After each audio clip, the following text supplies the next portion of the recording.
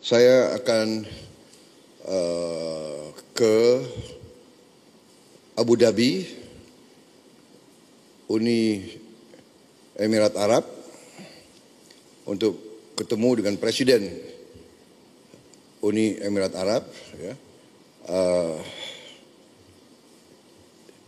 Yang Mulia Muhammad bin Zayed, dan untuk melakukan konsultasi, untuk tukar-menukar pikiran tentang perkembangan geopolitik dan geoekonomi dunia saat sekarang. Dari situ saya terbang langsung ke Ankara,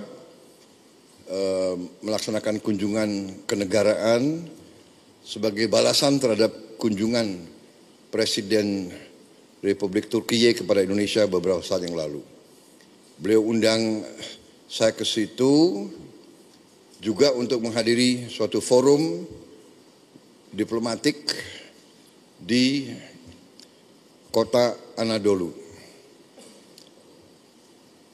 Juga di situ, ya Anadolu kan? Antali, ya. Di situ saya juga akan melaksanakan konsultasi dengan beliau tentang beberapa hal juga menyangkut geopolitik dan geoekonomi, juga kerjasama industri dan perdagangan dan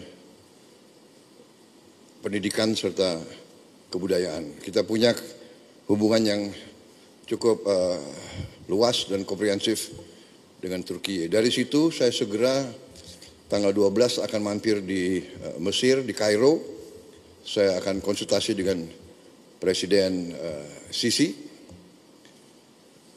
Kemudian dari Kairo saya akan terbang ke Doha, Qatar, untuk melaksanakan kunjungan kenegaraan dan untuk menyelesaikan kesepakatan antara Qatar dan Indonesia, juga tanda tangan berbagai perjanjian dan kesepakatan yang cukup strategis bagi kedua negara kita.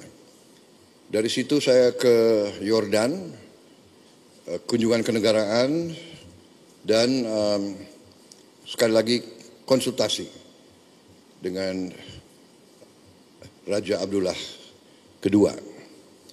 Saudara-saudara, saya lakukan ini karena banyak permintaan terhadap Indonesia untuk lebih aktif lagi berperan untuk mendukung, mencari penyelesaian konflik di Gaza dan di Timur Tengah secara keseluruhan.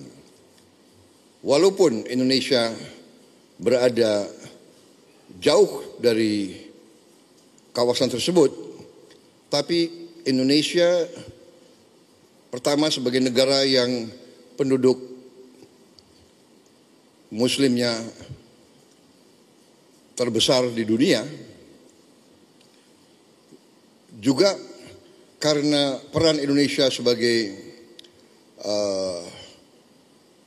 negara non-blok, bahkan dianggap sebagai pemimpin non-blok yang berperan selalu bebas aktif, yang tidak mau mengikuti blok manapun,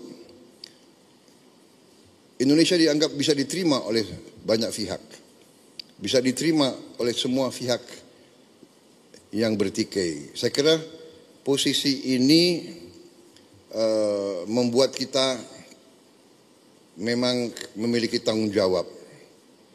Karena itu saya sampaikan bahwa Indonesia siap bila diminta oleh semua pihak yang terlibat untuk berperan. Kami siap berperan sesuai dengan kapasitas dan kemampuan Indonesia.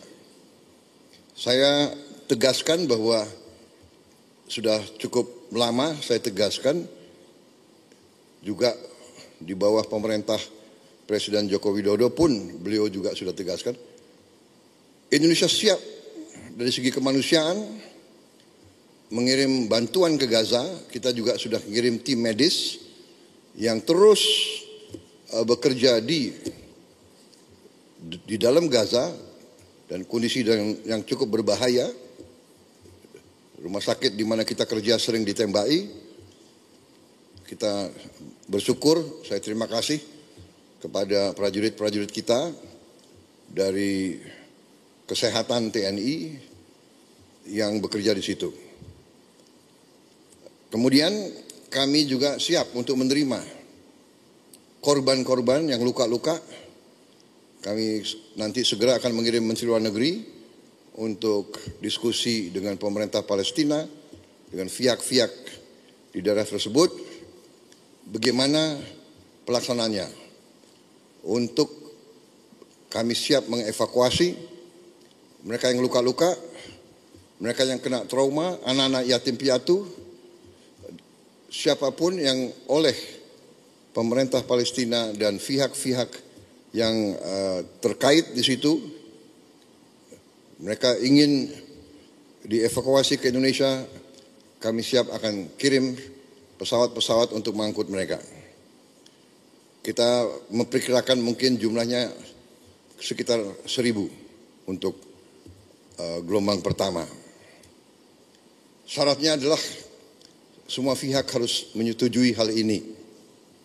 Kedua, mereka di sini hanya sementara sampai mereka pulih sehat kembali, dan pada saat mereka pulih sehat kembali, kondisi di Gaza sudah memungkinkan, mereka harus kembali ke daerah mereka asal. Saya kira itu sikap kami, sikap pemerintah Indonesia, dan untuk itulah saya harus konsultasi dengan pemimpin-pemimpin di daerah tersebut. Karena terus sering kami dikirim utusan, di telepon dan sekalian bagaimana kesiapan Indonesia untuk membantu mencari penyelesaian atau membantu mendorong penyelesaian di Gaza. Ini sesuatu yang rumit, yang tidak ringan, tapi